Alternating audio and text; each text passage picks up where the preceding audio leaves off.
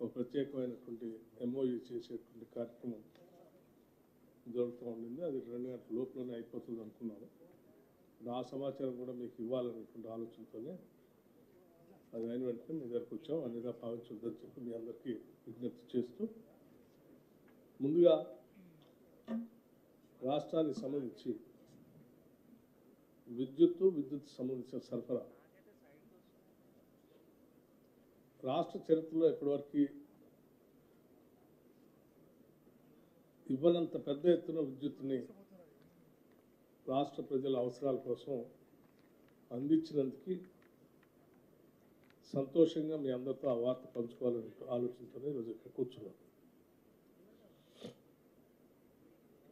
ఇప్పటివరకు ఎప్పుడు కూడా గతంలో ఉన్నటువంటి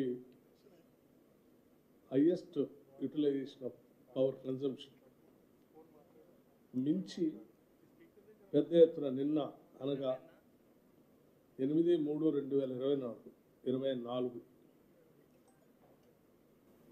15,623 megawatts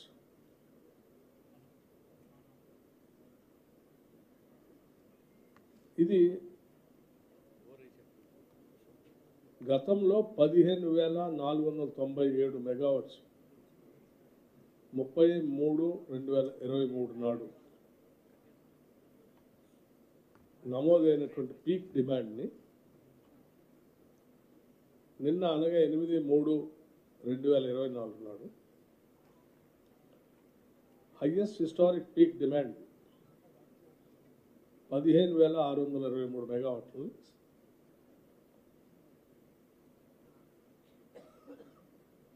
పెద్ద ఎత్తున రాష్ట్రానికి అందించామని సంతోషంగా మీ అందరి దృష్టికి తీసుకొస్తా ఉన్నాం. అట్లాగే పవర్ పొజిషన్ కాంగ్రెస్ ప్రభుత్వం అధికారంలో వచ్చిన దగ్గర నుంచి డిసెంబర్, జనవరి, ఫిబ్రవరి ఇప్పటి వరకు పవర్ సప్లైలో డైలీ రోజువారీ సమాచారం కూడా మీకు ఇవ్వదలుచుకున్నాము.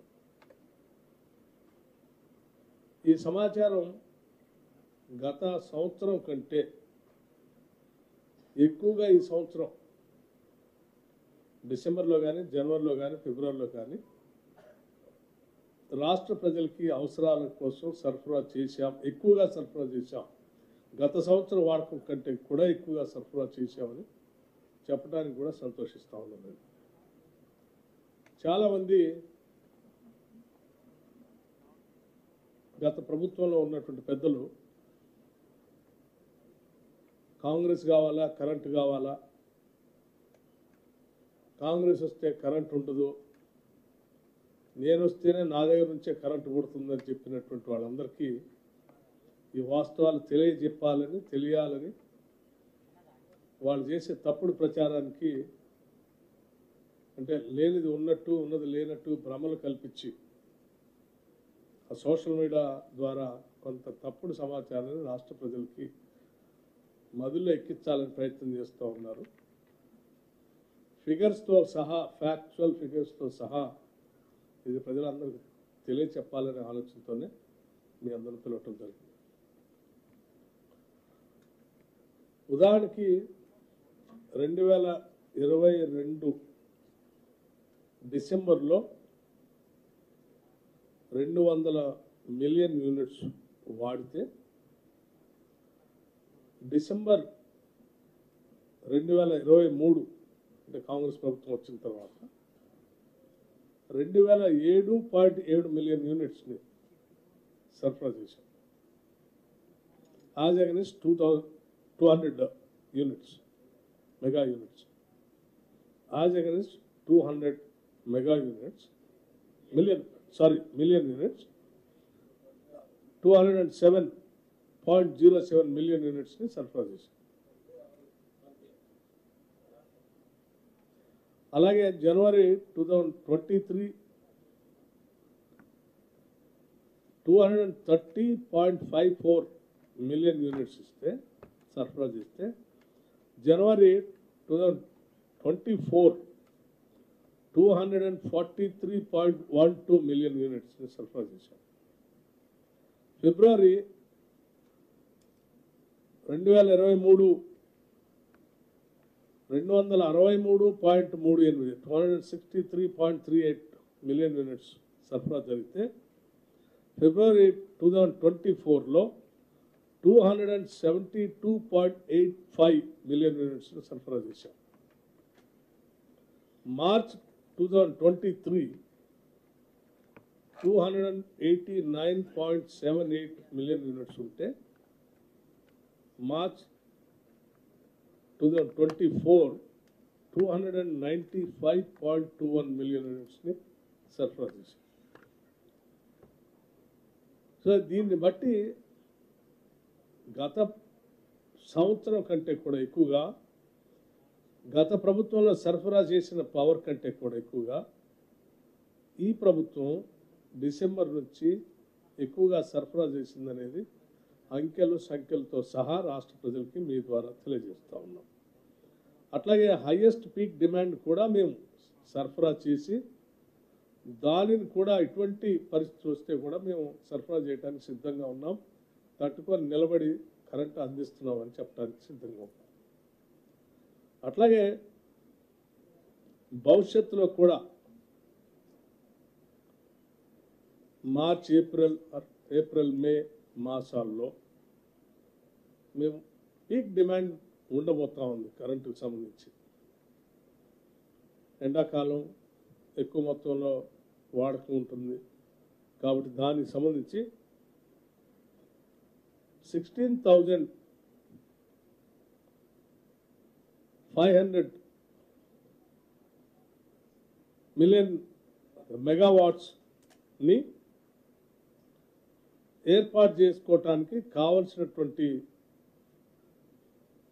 విద్యుత్ సంబంధించిన ప్రొడక్షన్ కూడా, అట్లాగే సరఫరా చేసుకోవడానికి కావాల్సినటువంటి మిగతా ఏర్పాట్లు కూడా పూర్తిగా చేసి పెట్టుకున్నాం.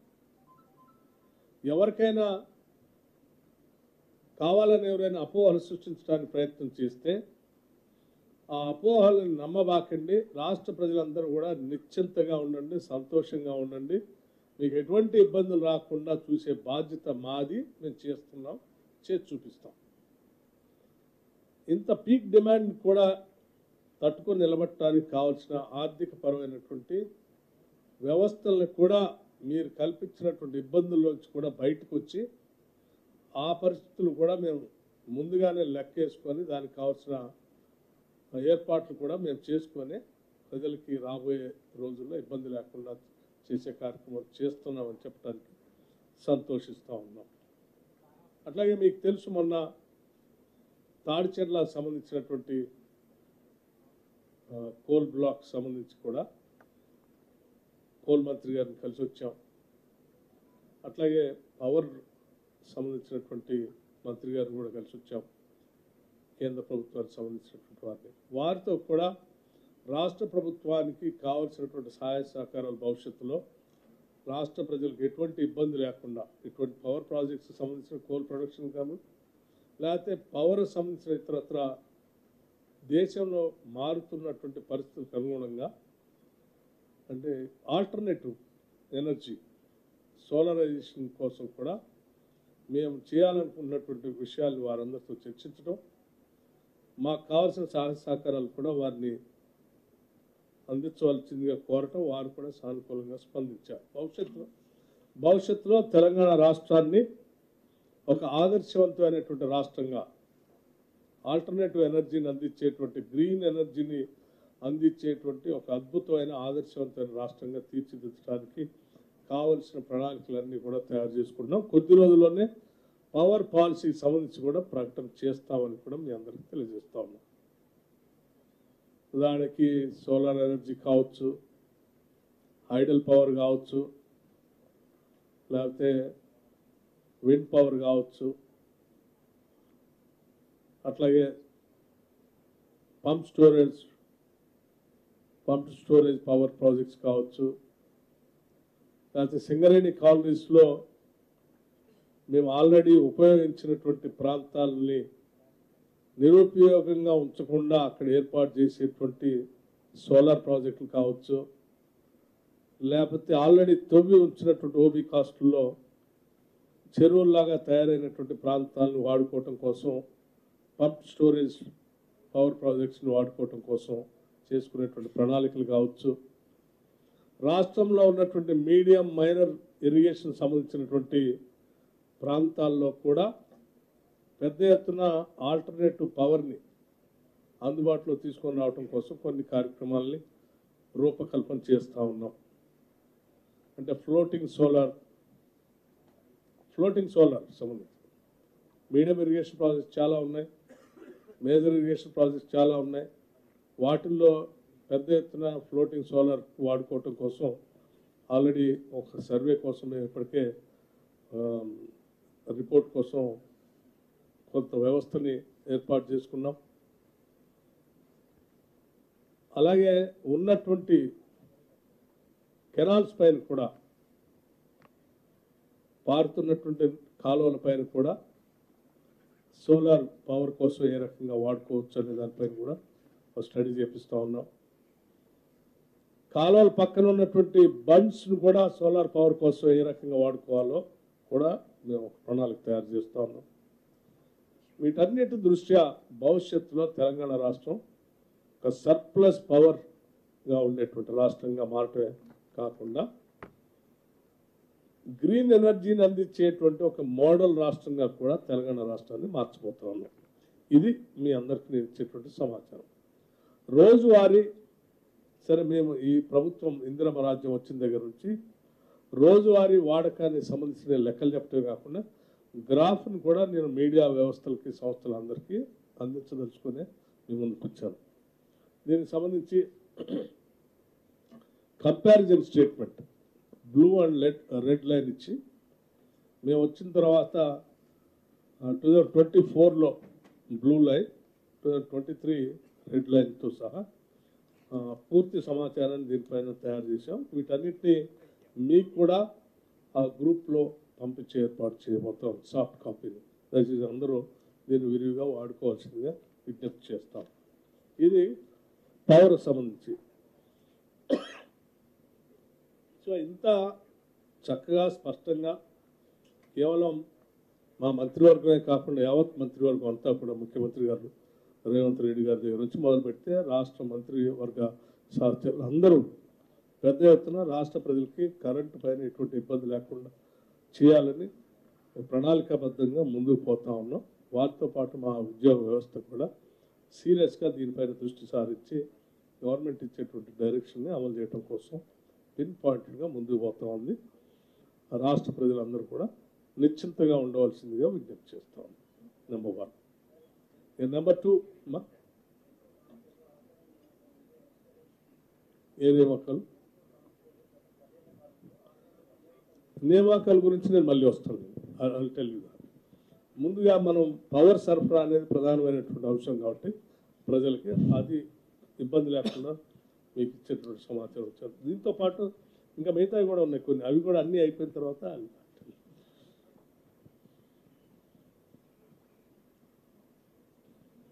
గృహజ్యోతి. సరే, మేము విద్యుత్ సరఫరా చేస్తున్నాం. సరఫరాతో పాటు 200 యూనిట్లు సంబంధించి రాష్ట్రంలో మేము ఇచ్చినటువంటి వాగ్దానం మేరకు గ్యారంటీ సంబంధించి 200 యూనిట్ వరకు 200 యూనిట్ల లోపల ఉన్నటువంటి వాళ్ళందరికీ ఉచితంగా కరెంట్ ఇస్తామని చెప్పాం. దీన్ని మీ అందరూ తెలిసి మీ అందరి సమక్షంలో ఇక్కడి నుంచే లాంచ్ చేశాం 27వ నాడు. ఈరోజు రాష్ట్ర వ్యాప్తంగా పెద్ద ఎత్తున ప్రజలంతా కూడా దీన్ని అద్భుతంగా వాడుకుంటున్నారు. కొంతమంది అక్కడక్కడ ప్రచారం చేస్తూ ఉన్నారు కావాలని, ఏమని అందరికీ రావట్లేదు, కొద్దిమందికే వస్తూ ఉంది, కొద్దిమంది బిల్లులు వస్తూ ఉన్నాయి, కొద్దిమంది రావట్లేదు, మీరు అందరికి ఇవ్వట్లేదు, 200 యూనిట్ల వరకు ఇస్తా అన్నారు కదా, మీరు అందరికి ఇవ్వాల్సిందే, ఇచ్చి చూపించండి. నేను వాళ్ళందరికీ ఒకటే సమాధానం చెప్తా ఉన్నాను, మీ ద్వారా రాష్ట్ర ప్రజలకు కూడా చెప్తాను. చాలా స్పష్టంగా ఆ రోజు లాంచ్ చేసే రోజు చెప్పాను, మళ్ళీ ఒకసారి చెప్తా ఉన్నాను. 200 యూనిట్ల వరకు వాడుకునేటువంటి ప్రజలందరికీ ఉపయోగం ఉన్నటువంటి వాళ్ళందరికీ కూడా ఉచితంగా, అంటే 0 బిల్లు ఇస్తున్నాం. 200 యూనిట్ల వరకు జీరో బిల్లే ఇస్తా ఉన్నాం. సరే, కొంతమందికి బిల్లు వస్తుంది అని అంటే 200 యూనిట్ల వరకు వాడుకునేటువంటి వాళ్ళందరికీ నేను మరొకసారి విజ్ఞప్తి చేస్తూ ఉన్నాను. మీరు ఉచిత కరెంటు కావాలని చెప్పి మేము అనౌన్స్ చేసినటువంటి గ్యారెంటీ సంబంధించిన అంశాన్ని ప్రజాపాలనలో అప్లికేషన్లు మేము ఆహ్వానించాం. ప్రజాపాలనలో మీరు ఇచ్చినటువంటి అప్లికేషన్లో మీరు పొందుపరిచినటువంటి సమాచారంలో ఎవరిదైనా రేషన్ కార్డు సంబంధించిన సమాచారం అనేది తప్పు ఉండాలి, లేకపోతే సర్వీస్ కనెక్షన్ సంబంధించినటువంటి నెంబర్ అయినా తప్పు అయి ఉండాలి. ఈ రెండు మీరు పెట్టినటువంటి అప్లికేషన్లో సక్రమంగా ఉన్నటువంటి వాళ్ళందరికీ యాజ్ ఇట్ ఈస్గా లిస్టులో ఎంటర్ అయిపోయారు, వాళ్ళకి జీరో బిల్లే వస్తూ ఉంది. సరే, మీరు ఈ పొరపాటును ఎంటర్ చేసి ఉంటే కూడా మీకు 200 యూనిట్ల లోపల ఉంటే బిల్లు వస్తూ ఉంటే కూడా నేను స్పష్టంగా చెప్తున్నాను, మీరు కూడా బిల్లు కట్టాల్సినటువంటి అవసరం లేదు. దయచేసి మీరు వెంటనే మీ దగ్గరలో ఉన్నటువంటి మండల అధికారి దగ్గరికి వెళ్ళి ఎంపీడీఓ ఆఫీసులో ప్రజాపాలన సంబంధించిన ఒక అధికారిని డెసిగ్నేట్ చేశాం మేము. మీ సర్వీస్ సర్వీస్ నెంబర్ సంబంధించి మీ రేషన్ కార్డు సంబంధించి దయచేసి ఆ అధికారి దగ్గరికి వెళ్ళి అప్లికేషన్ ఫిల్ చేసి నెంబర్ కరెక్ట్గా ఎంటర్ చేస్తే మళ్ళీ అది ఆటోమేటిక్గా అప్డేట్ అవుతుంది, మీరు ఆ లిస్టులోకి వచ్చేస్తారు.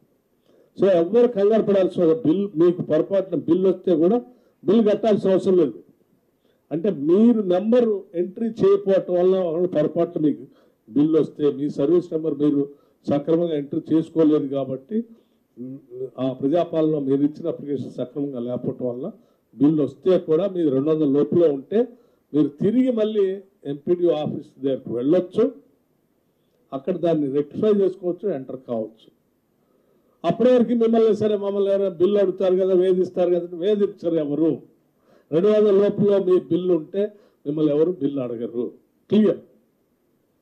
అలా అని చెప్పి మీరు అట్లా బిల్లు పెట్టుకుని బాగుంది. దయచేసి ఆ సెంటర్కి వెళ్ళండి, దాన్ని ఎంట్రీ చేయించుకోండి, ఆటోమేటిక్గా ఆ లిస్టులో ఎంటర్ అవుతారు. ఇది ఐఎమ్ అప్పీలింగ్ 200 యూనిట్ లోపల ఉన్నటువంటి వాళ్ళందరికీ అప్పీల్ చేస్తూ ఉన్నాను. మిమ్మల్ని ఎవరు ఏ కరెంటు సంబంధించిన అధికారి వచ్చి మిమ్మల్ని బిల్లు అడగడం, కానీ మీకు వచ్చిన బిల్లు ఎంపీడీఓ ఆఫీస్ దగ్గరికి వెళ్ళి మీరు ఎంట్రీ చేయించుకోండి దయచేసి. సో ఎవరికైనా సరే వీళ్ళు పాపం బిల్లు ఇవ్వకుండా ఉంటే బాగు, కొద్దిమందికైనా కొడితే బాగు అని ఆశపడేటువంటి వాళ్ళు ఉంటే వాళ్ళకు కూడా చెప్తున్నాం, మీరేం ఆశపడబాకుండా అట్లా ఏం లేదు.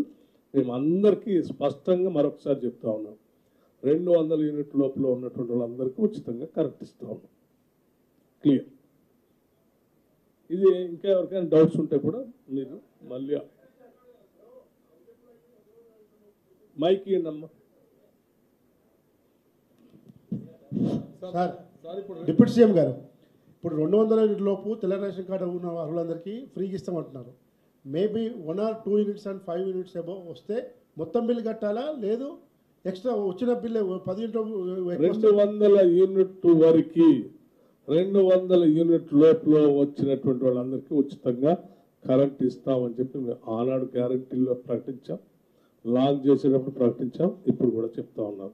200 యూనిట్లు దాటినటువంటి వాళ్ళు ఎవరు కూడా ఈ స్కీమ్కి అర్హత లేదు, ఉండదు. అంటే 1 month 2 months ఫ్లస్ట్రేట్ అవుతుంది కదా సార్, అప్ డౌన్ అవుతుంది కదా బిల్లు. 200 యూనిట్లో బిల్లు వచ్చి వచ్చే నెల మళ్ళీ ఒక 2-3 యూనిట్లు ఎక్కువ వచ్చింది అనుకోండి, అది మొత్తం కట్టాలా, ఓన్లీ 2-3 యూనిట్లకే కట్టాలా? 200 యూనిట్ లోపల ఉన్నటువంటి వాళ్ళు ఎవరు బిల్లు కట్టాల్సిన అవసరం లేదు, దాటినటువంటి వాళ్ళు బిల్లు కట్టాల్సి సార్. సార్ ఇక్కడ సార్ ఇక్కడ సార్ ఇక్కడ సార్ ఇప్పుడు రేషన్ కార్డులు అంటే తండ్రి నుంచి పిల్లల వాళ్ళ మ్యారేజ్ అయినా కూడా రేషన్ కార్డులు